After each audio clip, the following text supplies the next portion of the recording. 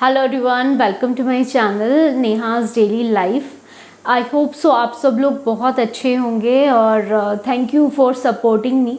मेरे को सपोर्ट करने के लिए थैंक यू सो मच।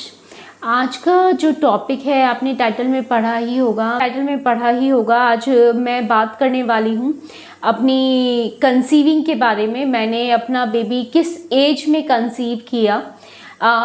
मैं अभी अगर मैं अपनी एज की बात करूं, इस वक्त मेरी एज है 37 और जब मैंने अपना पहला बेबी कंसीव किया था उस वक्त मेरी एज थी 34 साल। आज मैं आपको बताऊंगी कि मैंने अपनी इस एज में क्या क्या प्रॉब्लम्स फेस की हैं। जैसे कि हमारे बड़े हम लोगों को बोलते हैं एक सही टाइम पे अगर आपकी शादी हो जाती है तो आपको उसी अकॉर्डिंग अपना बेबी प्लान करना चाहिए, उसी अकॉर्डिंग आप सही एज के अकॉर्डिंग हमें बच्चा प्लान करना चाहिए। आजकल मेडिकल साइंस बहुत ज़्यादा एडवांस है। डॉक्टर्स बोलते हैं कि आप किसी भी एज में कंसीव कर सकते हो। जैसे कि अगर आप 45 तक, डॉक्टर्स के अकॉर्डिंग आप 40 तक इजीली कंसीव कर सकते हो। पर एक मिडिल क्लास फैमिली के मेंबर्स या एक मिडिल क्लास फैमिली में ये चीज़ बहुत ज़्यादा डिफ़िकल्ट मैं ये कह सकती हूँ। तो जब मैंने पहला अपना बेबी कंसीव किया, जब उस वक्त मेरी एज थी 34 साल। उस वक्त मैंने बहुत सारी प्रॉब्लम्स फेस की अपनी एज की वजह से। और अभी ये मेरी सेकेंड प्रेगनेंसी चल रही है और अभी मेरी एज है 37 और इस वक्त भी मुझे बहुत ज़्यादा प्रॉब्लम्स होती हैं फिज़िकली और मेंटली भी, आप ये चीज़ बोल सकते हैं। क्योंकि कहीं ना कहीं ये सब चीज़ें हमारे हार्मोन्स पे डिपेंड करती हैं या हमारा मेंटल प्रेशर बढ़ाती हैं। मैं अपनी अगर फर्स्ट प्रेगनेंसी की बात करूं, जब मैंने 34 साल की उम्र में कंसीव किया था, तो स्टार्टिंग में सबसे पहले मुझे जब वो पहला ट्राइमेस्टर जिसको हम फर्स्ट सेकंड थर्ड मंथ जिसको हम फर्स्ट ट्राइमेस्टर जिसको बोलते हैं, उस वक्त मुझे बहुत ज़्यादा प्रॉब्लम हुई। उस वक्त मेरा 5 से 6 किलो मेरे फर्स्ट ट्राइमेस्टर में वेट लूज़ हुआ था।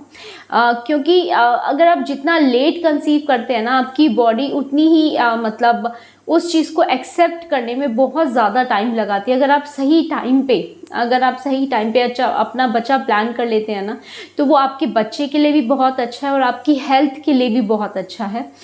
जैसे कि मैंने बहुत लेट कंसीव किया तो मुझे फर्स्ट ट्राइमेस्टर में बहुत ज़्यादा प्रॉब्लम हुई।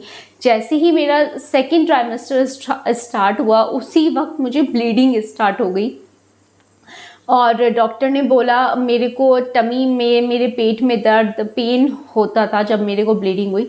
तो डॉक्टर ने मुझे बोला अभी से आपको लेबर पेन हो रहे हैं, तो आपको complete 3 months complete bed rest पे रहना है। तो मेरे लिए मेरी फर्स्ट प्रेगनेंसी थोड़ी सी डिफ़िकल्ट थी बिकॉज ऑफ माई एज, मैं ये चीज़ कह सकती हूँ। क्योंकि उस वक्त बॉडी में ना इतना स्टेमिना ही नहीं रहता, आप में इतनी स्ट्रेंथ ही नहीं रहती है, आप मेंटली और फिजिकली दोनों तरीके से एक वीक होते हो। क्योंकि एक बच्चे को ना पूरा डेवलपमेंट के लिए एक अच्छी बॉडी, जिससे एक अच्छा शरीर, अच्छा हेल्दी मदर की बॉडी चाहिए, जिससे एक आपका अच्छा हेल्दी बच्चा आपको डिलीवर हो, आपका अच्छा हेल्दी आपको बच्चा मिले। तो मैं पहले ट्राइमेस्टर में भी मुझे प्रॉब्लम हुई, सेकेंड ट्राइमेस्टर में मैं कम्प्लीटली बेड रेस्ट पे रही।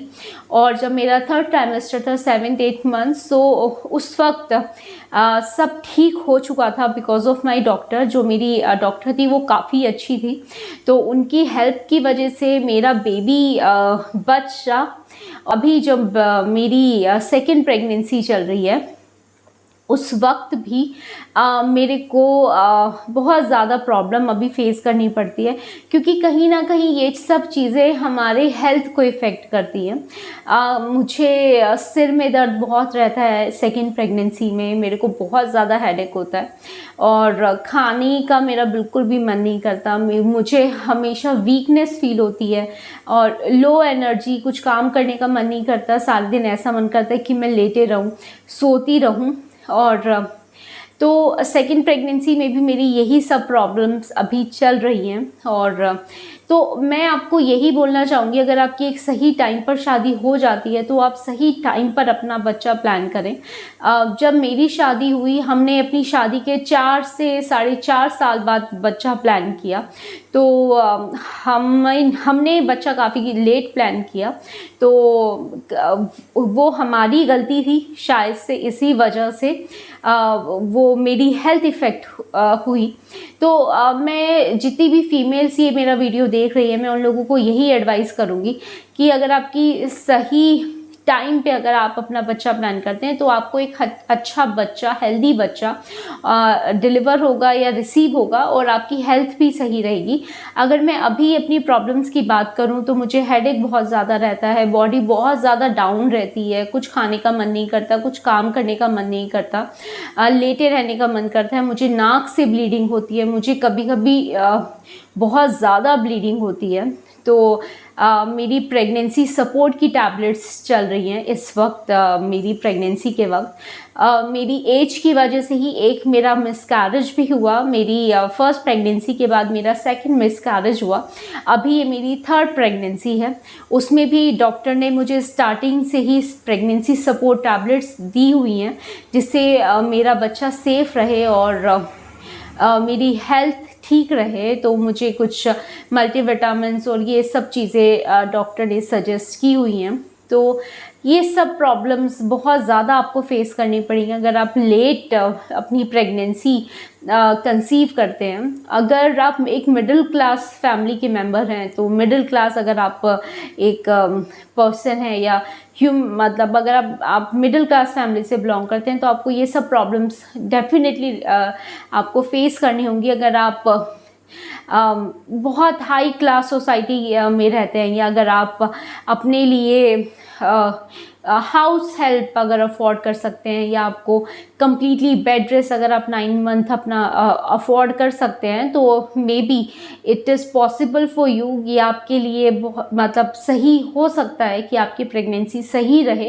पर जैसे मैं अपनी बात करूं, मैंने बहुत लेट कंसीव किया, तो मुझे ये सब प्रॉब्लम्स अपने साथ फेस करनी पड़ी। मुझे अपनी बॉडी के साथ, अपने मेंटली मुझे बहुत ये सब चीज़ें फेस करनी पड़ी। तो मैं आप लोगों को यही बोलना चाहूँगी कि आप अपना बच्चा सही टाइम पर प्लान करें। So thank you so much. Thank you.